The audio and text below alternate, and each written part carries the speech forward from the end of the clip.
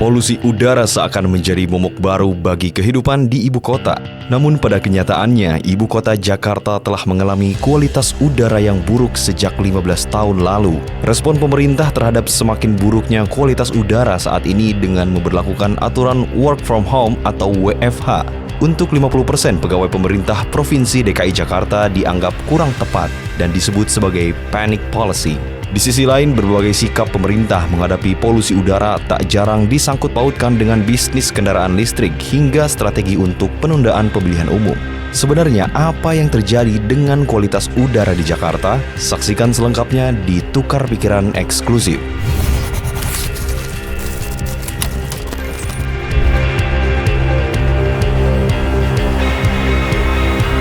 Pada Juli hingga Agustus 2020 saat Indonesia berada di posisi 9 dari 10 negara dengan kualitas udara terburuk di dunia, banyak yang menyangka buruknya kualitas udara berkaitan dengan fakta bahwa ibu kota Jakarta tergolong dalam kota dengan lalu lintas terpadat di dunia. Namun hasil penelitian menolak anggapan tersebut. Dalam diskusi daring yang digelar pada Agustus 2020, analis Isabella Suarez dari Center of Research on Energy and Clean Air yang berpusat di Finlandia menyampaikan bahwa pemicu utama dari pencemaran udara di ibu kota adalah emisi tidak bergerak yang datang dari daerah lintas batas Jakarta. Sumber emisi tidak bergerak yang mencemari ruang udara Jakarta diperkirakan berasal dari pembangkit listrik tenaga uap berbahan bakar, batu bara, pabrik, dan fasilitas industri lainnya.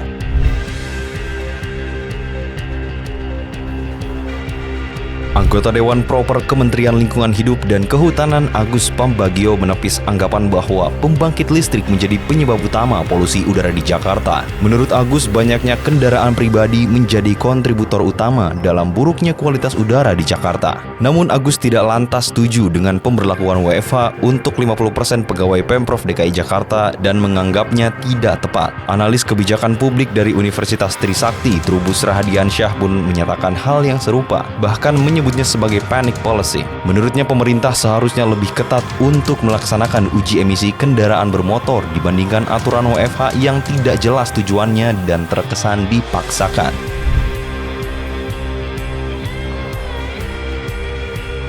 Seolah humor hitam yang getir, ada yang mengaitkan isu polusi udara di ibu kota dengan bisnis kendaraan listrik. Seiring kuatnya niat Pemprov DKI Jakarta membeli sekian banyak kendaraan listrik untuk para pejabat dan aparatnya dengan tujuan untuk memperbaiki kualitas udara. Tak hanya itu, skeptisisme publik relatif berada di titik puncak akibat berbagai keputusan pemerintah yang terkesan buru-buru dalam menghadapi polusi udara di Jakarta. Tak heran jika pada akhirnya ada yang menuding isu polusi udara ini hanyalah bagian dari upaya menunda pemilu. Namun pegiat wahana lingkungan hidup Indonesia Abdul Gofar secara tegas menolak pernyataan tersebut.